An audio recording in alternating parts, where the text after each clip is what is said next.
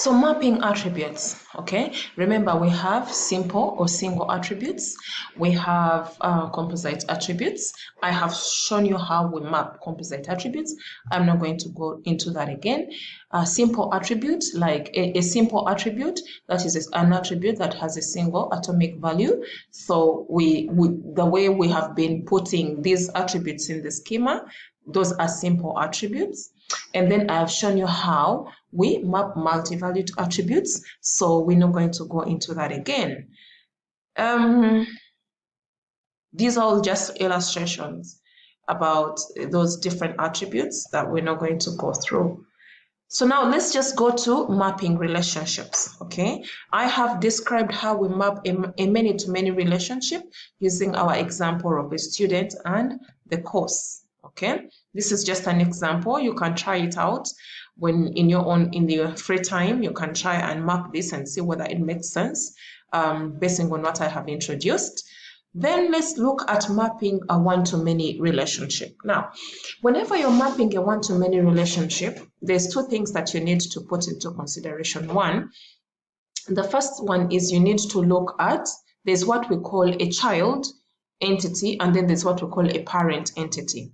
Now, if you look at if you look at the relationships, okay, if you look at the cardinality, not the cardinality, the multiplicity of the entities. The multiplicity will have either a one-to-many and the other one will have a one-to-many, or it will have a 0-to-1, a 0, whatever it is, okay? So you need to look at the multiplicities and then you ascertain if it is a one-to-many, then you need to know which particular entity is a child and which particular entity is a parent. Now, the entity that has a one side is one that is referred to as a parent. And the parent that has a many side is the one that is referred to as a child. So, in essence, when you are deriving a one-to-many, you need to look at the cardinality of the multiplicities of those two entities. You look at the cardinality. So where it is a one-to-many, you ask yourself, where is the one side and where is the many side? So the one side is the child, the many side is the one side is a parent and the many side is a child.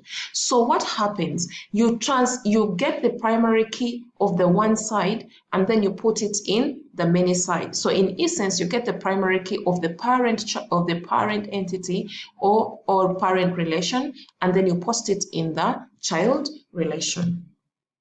So basically that is what happens. And if there are any forms of, if there are any attributes at the relationship type, then you get also those attributes and you put them in the child entity. So this is the demonstration. I can try to give a demonstration here.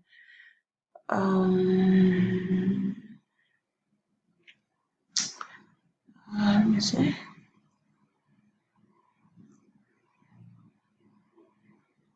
Okay, let's use this again. Okay, so now if we have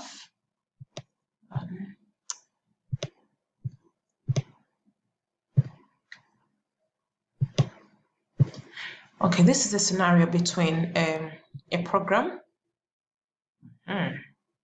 Look at this, look at the relationship between a student and a program. The relationship between a student and a program is a one-to-many by looking at the cardinality of these two, okay? The cardinality of these two multiplicities. Look at this one and this one. So this is a one-to-many kind of relationship. We said that when this many side, the relation that has the many side is now the child entity. And the relation that has the one side, program, now is the parent entity. We have said you get the primary key, okay, of the relation that has the one side, in this case the parent, and then you post it in the relation called, the relation that has the many side. In that case, it's the child, a child entity. So all you need to do here is you just bring here, because student is the child and is the child entity. Then you put prog code. Now this code is going to be a foreign key which has to reference program. So you create a new, it has 3, so you can do 1, 2, 3, Ctrl+C, Ctrl+V. So we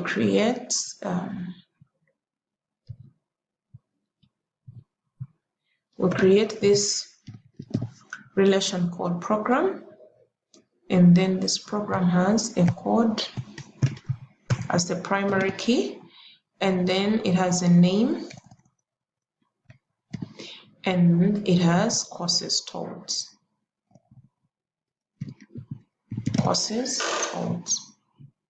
So this is how, so this is the program code. We have gotten, the program relation. We have gotten the program code, which is the primary key of program, and then we put it in the relation called student. So in this case, program will reference. I'm not going to draw lines because it will crisscross a lot, which might make our work a little bit dirty. Please make sure that don't do the crisscrossing in your exam. Don't draw lines, please. It will make your work dirty, and it also becomes very hard for us to know what. Just put foreign key, whatever keys, we shall be in position to understand what you are basically talking about. So now this program code references that. So why are we doing referencing? The referencing is because these things have to talk to each other in the actual sense.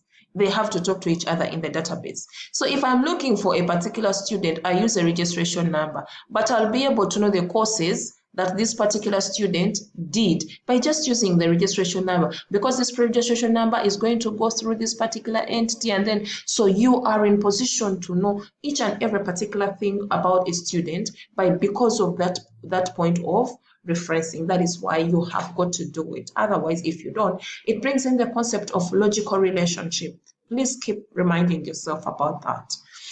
So that is a one-to-many. We looked at a many-to-many. Now we're going to go to a one-to-one relationship. Okay, how do we map a one-to-one relationship? It's here. Now, mapping a one-to-one relationship, now this depends on the participation of the kinds of participation that exist between these different entities that you have in your ER model. Now, again, maybe to, again, just something that I have to mention. If using this previous example of a one-to-many, if their attributes are the relationship type, like how you see these ones, if their attributes are the relationship type, also these attributes go in the child entity. So if there were attributes here, we would have put them in the relation called student. So now we are going to map a one-to-one relationship. Now, a one-to-one relationship, if that one usually depends on, it depends on the one-to-one. Okay, it depends on the kind of participation that exists between the entities. So in this case, you have these department and staff. Remember, this is just an example. Department and staff is a one-to-one relationship. And we're saying that if it is a one-to-one, we look at participation. So we look at participation. Is it mandatory, mandatory, mandatory, optional, optional, optional? So when do you say mandatory, mandatory? Remember, a mandatory participation has a 1 at the extreme side of your participation. So you have this one here, and then you also have that one there. So now this is a one-to-one with a mandatory participation, because this multiplicity has a 1 on the side of participation. Equally, this one has a 1 on the side of participation. So what do you do when you have this? You create one table. So these are 1, 2, 3, 4, 5, 6. You create one table.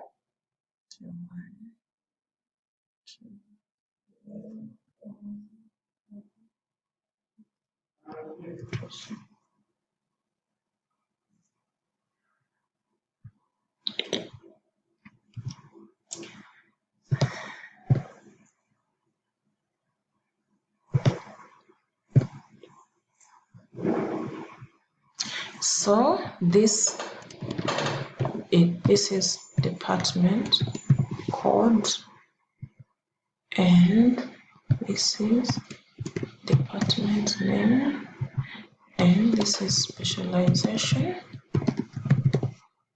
Then we have staff ID number, staff ID number. Then we have first name, and then we have last name. Okay, so what happens? You create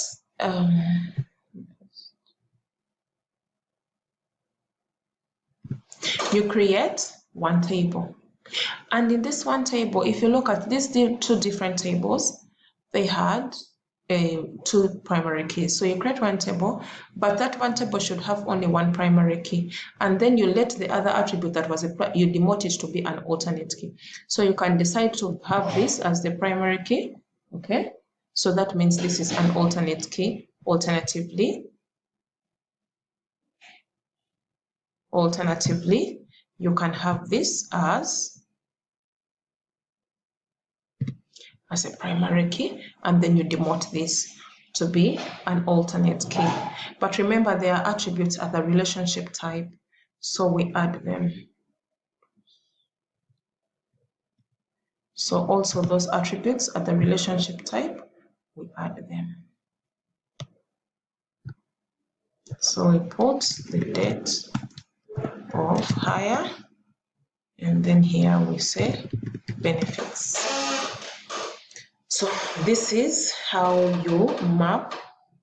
So this relation, we're gonna call it department staff.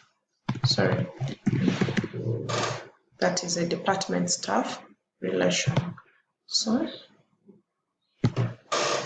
that is if this is a mandatory participation. So where you have optional mandatory, a one-to-one, this is a one-to-one relationship with an optional mandatory participation. So where you have an optional mandatory participation, again, one thing, the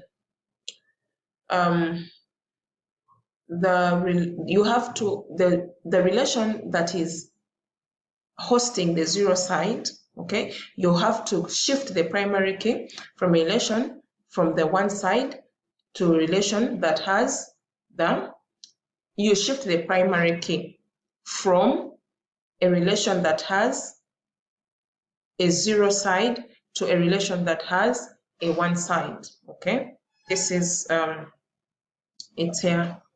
The relation with an optional side, okay, you place the primary key with optional participation to act as a foreign key in a relationship that has a mandatory participation. So that's what we're saying, that you get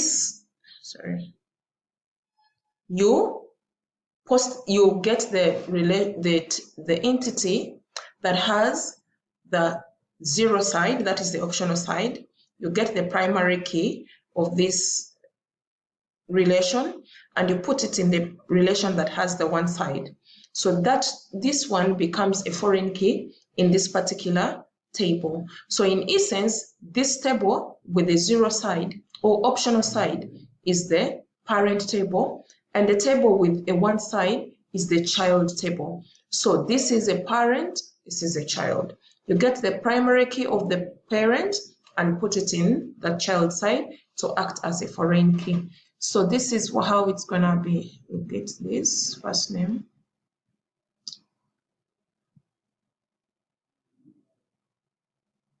and then all the attributes that lie on the relationship type, okay, they go in the child entity. Have this, that, and that. Ctrl+C, and then we put it here. Okay, so now this is an entity called staff. It is an entity called staff ID. So this is the primary key, but we said we get the primary key from the, hang on, no. It's not what you're supposed to take this and that, and then this as well, because it is the table that we are creating is the table called department. So this becomes the foreign key. So in essence, if you have a mandatory, if you have a one-to-one with an optional mandatory, the resultant table are 2. Okay, so you have the table.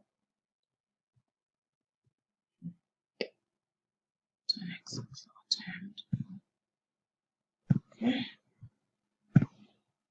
So this one is a table called staff.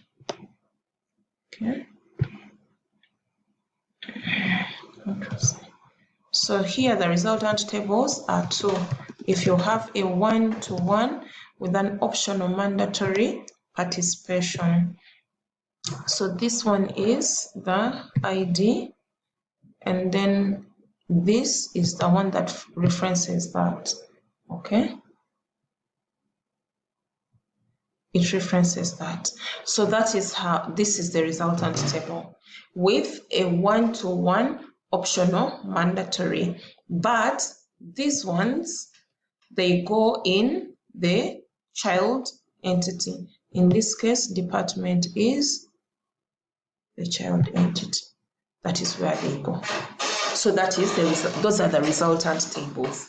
The attributes on the relationship type, they go in this, in the child entity, and then we get the primary key of the parent and we post it in the child entity. These are the resultant tables for a mandatory, a one-to-one with an optional mandatory participation. So there's also a one-to-one with an optional participation.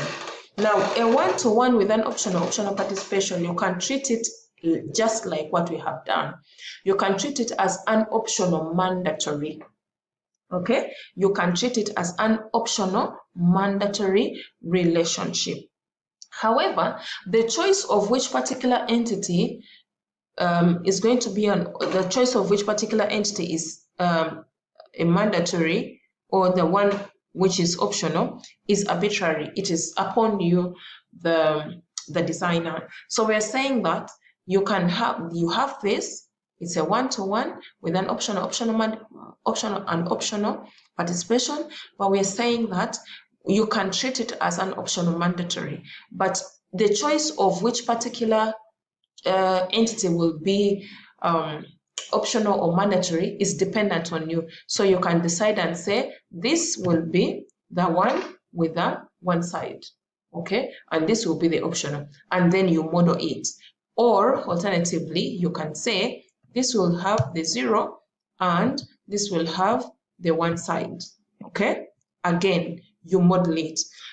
So in the event when you fail to identify which particular entity you want to have optional or mandatory participation, then you can treat it as a many-to-many relationship, and you introduce an associative entity that is going to act in between the department code and the staff ID. The department and the staff. Should you fail to identify which entity is optional and which entity is mandatory, then you can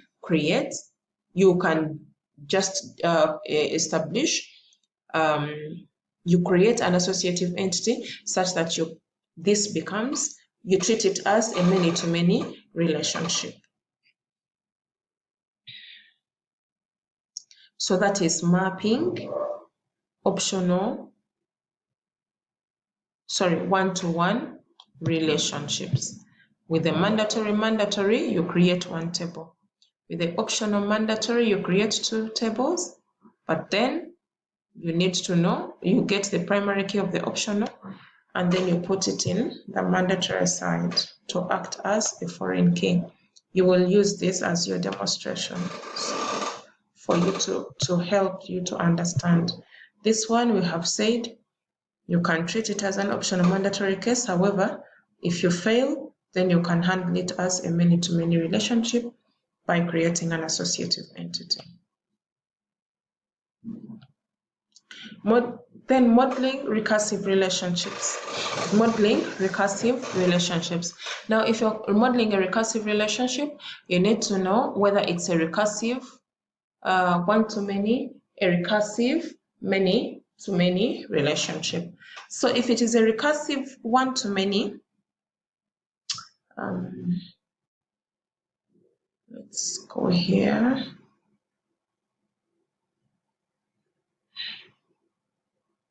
Now, if you look at this, this is a recursive relationship because a supervisor does supervise quite a number of staff. So this one is a recursive one-to-many relationship. So the way you handle this particular relationship, what you do is you create one table for this recursive relationship. So in this case, we have 1, 2, 3, 4. We have 1, 2, 3 attributes. So we are going to create also the fourth one. So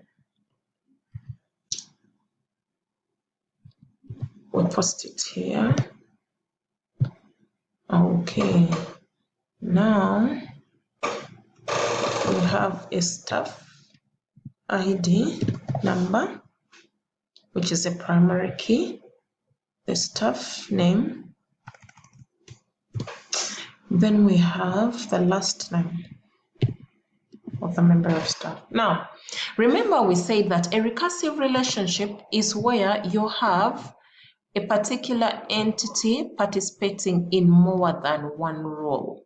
Okay, in this case, this kind of relationship, this kind of recursive relationship is a staff who is a member of staff, but it also is a supervisor.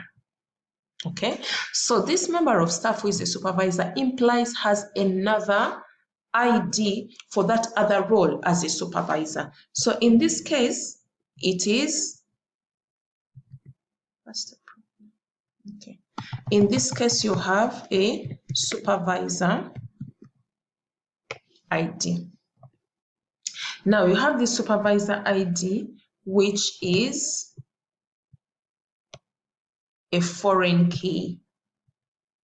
But being a one-to-one relation, now this supervisor ID, that is the other role that this member of staff is engaged in. That is, so what you do, that means that this supervisor ID references that staff ID within the same relation. This is for a one-to-many relationship. Okay, within the same relation, the supervisor ID is referencing staff ID. This is how you treat a recursive one-to-many relationship. And if it is a recursive many-to-many relationship, okay, let's just assume that this is a many-to-many, a recursive many-to-many. So implying we will have to create another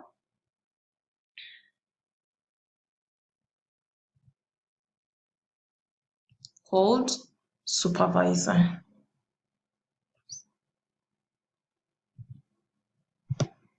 So the other role we create for it a new relation.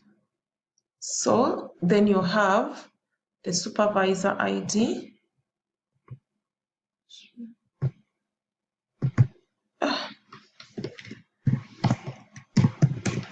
Supervisor ID, which is a primary key, and then also you have a staff ID. Staff ID. If there are any attributes at the relation, this one, by the way, this one here is an associative entity. because this is a many-to-many relationship. So this new relation called supervisor, it is an associative entity. So if there are any attributes at the relationship type, they would go along this associative entity. Now, these two are going to be primary keys. Okay, a primary key or composite primary key with two attributes. So these two are going to be a primary key. This now goes away. But these two are going to reference, both of them will reference stuff, both of them.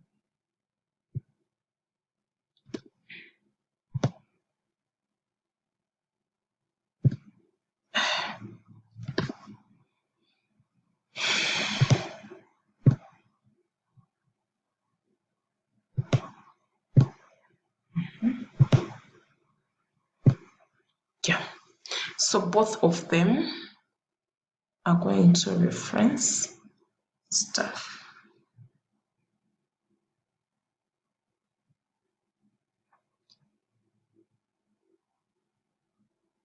Okay, so this is how it's gonna be. In essence, both of them are foreign keys. In essence, both of them are foreign keys. So that is how it works in a recursive many-to-many relationship. Okay. So here we have some, this is a recursive one-to-many relationship. And then you have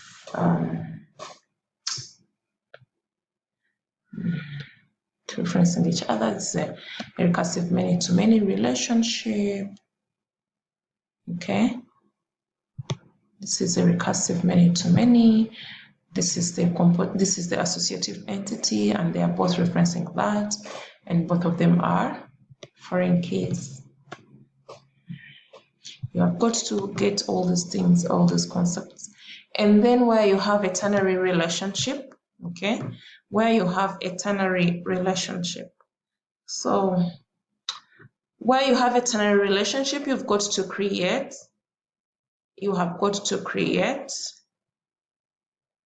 an associative entity. Now, this is an example of a ternary relationship, okay? So I could just let me just borrow. I don't have to create new things.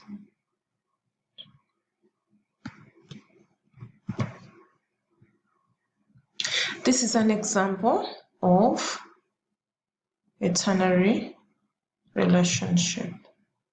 Okay, so if we could increase this a little bit. So we have a physician ID,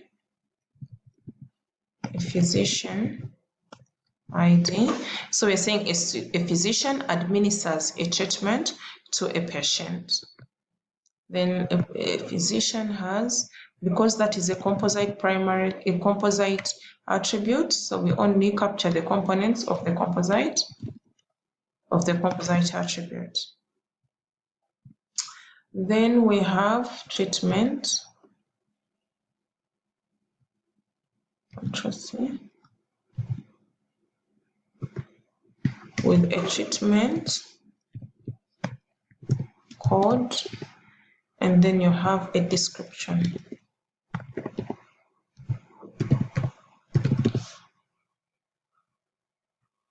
This goes away.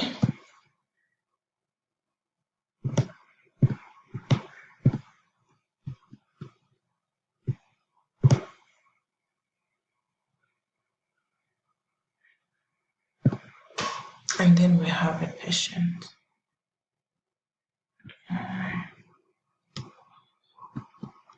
Interesting.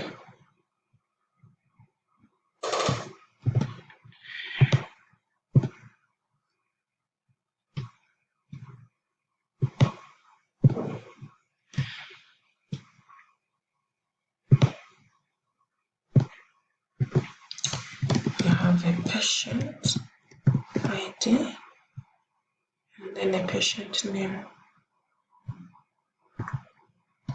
Name. So we have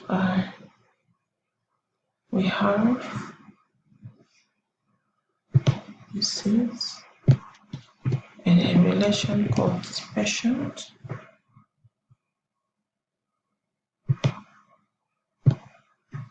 This is treatment.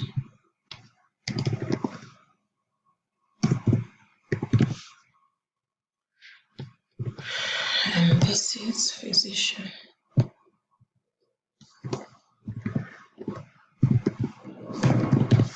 This physician, sorry.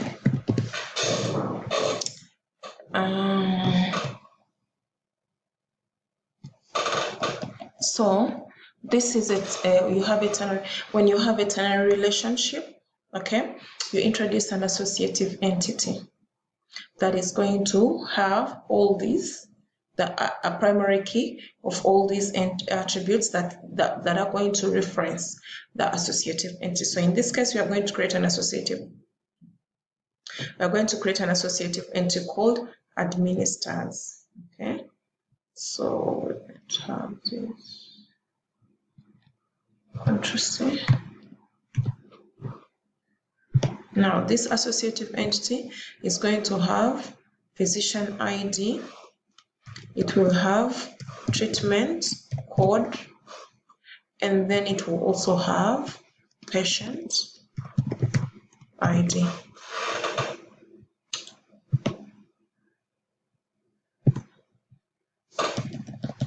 Patient ID. Now, all these are they form part of the primary key to have a composite primary key. So this table and this associative entity called administer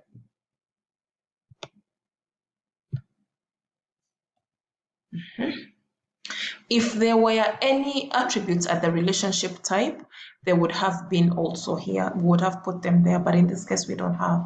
So this physician, it acts as part of the primary key, but they are also foreign keys because they have got to reference their mother tables.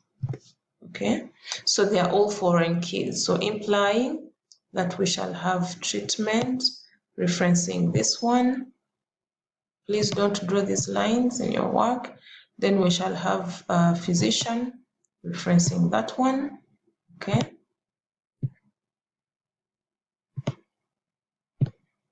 And then we shall have this one referencing this one.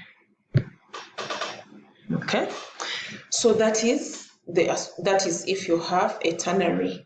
If you have a quaternary where you have 4 entities participating in one relationship type, again you create those 4 relations and you create an associative entity which is going to be the 5th relation. You carry all the primary keys of those relations, you put them in here. They act as a composite primary key, but they have got to be foreign keys because they have to reference all these others.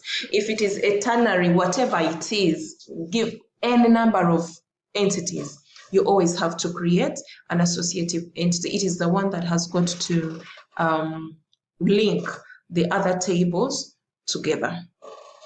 So that is mapping